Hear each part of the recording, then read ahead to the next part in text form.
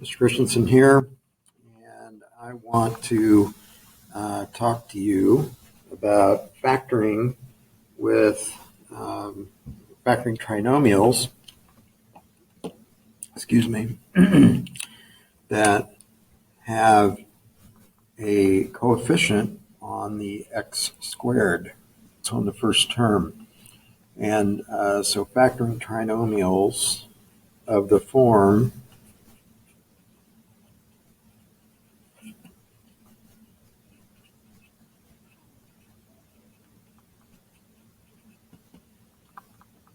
ax squared plus bx plus c.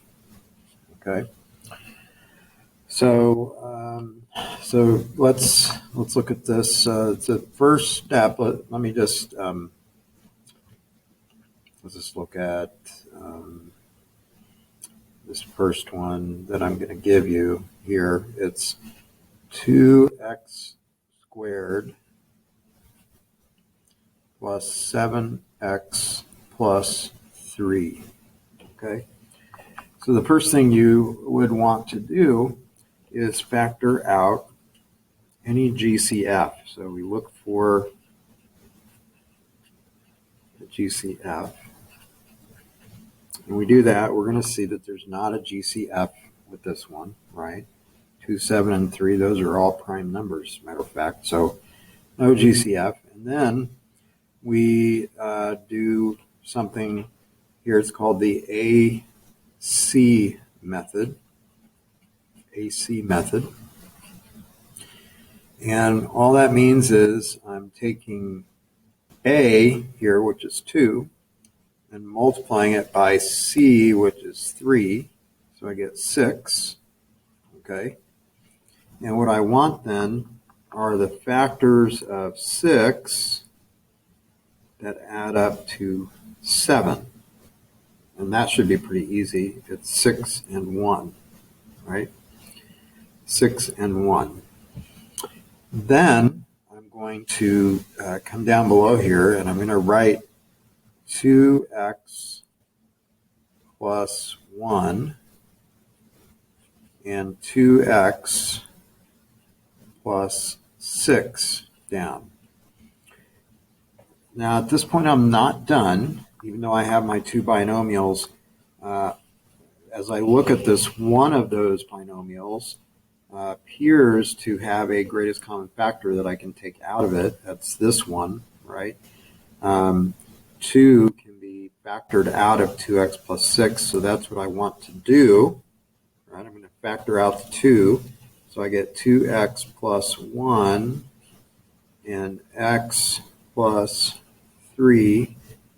Now, when you factor that 2 out, you just toss it away. You're not going to use it for anything. So factor out the 2.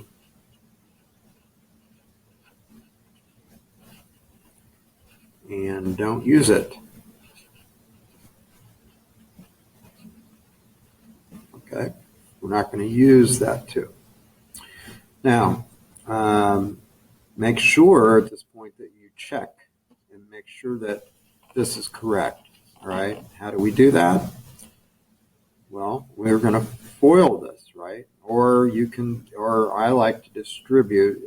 Each one is good, and they're both pretty much the same thing, but distribute means I'm going to take the first term, multiply the first term, and I get 2x squared. And then I take the first term, multiply the last term, I get 6x.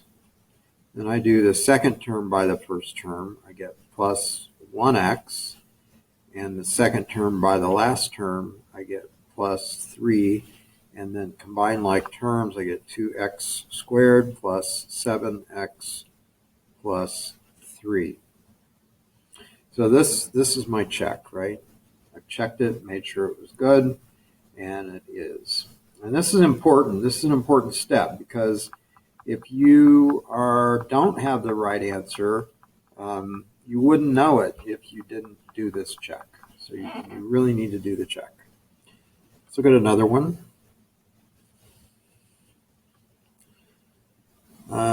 Let's say we have 3 x squared minus 7x minus 20.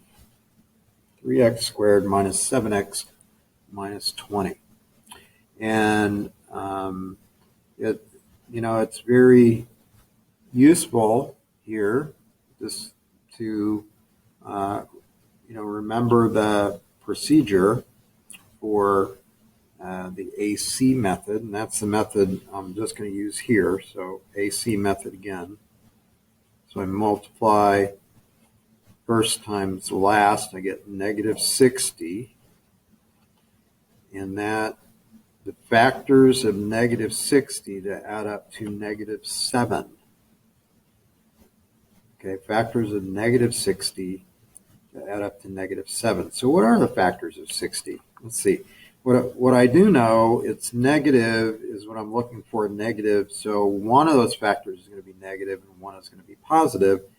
And the larger absolute value is going to be negative. Okay, so let's look at the factors of 60. And I'm not going to worry about 1 and 60 or 2 and 30. All right. But we could start with 3 and 20. That's not going to work. 4, 15. That's not going to work. 5 and 12. All right, so let's look at this. If I have 5 and negative 12, 5 minus 12 is negative 7. So this is correct. 5 and negative 12. Okay. And then I set up. Now, I want you to notice what I'm doing here. This might be a little different than maybe what you have seen before as far as being taught this in Algebra 1. But what I always do is I go back up here and I grab the 3x, and that's what I put at the beginning of each of these. Okay. And this is 3x plus 5. Okay.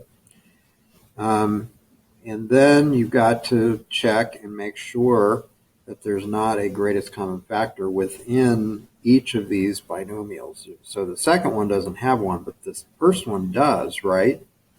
And that is 3. 3 goes into 12. So I'm going to do that division. Okay. And I get x minus 4 and 3x plus 5. Okay, and then you want to just make sure you take that and we do our multiplication. I'm going to get 5x minus 12x. Whoops, forgot the 3x squared at the beginning. 3x squared plus 5x minus 12x minus 20. Okay, and if you do the math here, you're going to see that that is 3x squared minus 7x minus 20. And so that is the correct answer, and it works.